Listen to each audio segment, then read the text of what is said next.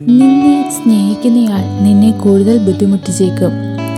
എന്നാൽ അയാൾ നിന്റേതാണെങ്കിൽ നിന്റെ കണ്ണിൽ നിന്നും ഒരു തുള്ളി കണ്ണുനീർ പൊഴിയുമ്പോൾ അത് നിർത്താനായി അയാൾ ഈ ലോകത്തോട് തന്നെ യുദ്ധം ചെയ്യും.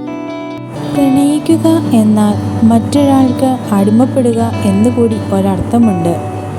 ചിന്തകളിൽ പോലും അയാൾക്ക് പ്രാധാന്യം കൊടുക്കും.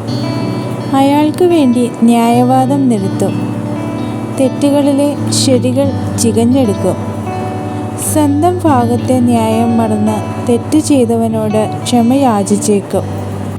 ജനനം എളുപ്പമാണ്, മരണം അതിനുമേലെ നിസ്സാരമാണ്. പക്ഷേ ഇടയിലുള്ള ജീവിതമാണ് ഏറ്റവും ദുർഘടം.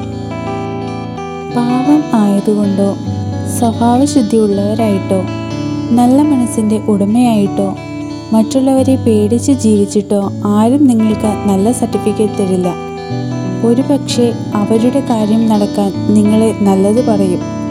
അത് കഴിഞ്ഞാൽ നിങ്ങൾ വെറും കറിവേപ്പിലയാണ്. നിങ്ങൾ നിങ്ങളുടെ തീരുമാനത്തിൽ ഉറച്ചു നിൽക്കുക. ആരെയും പേടിച്ച് ജീവിക്കാതിരിക്കുക.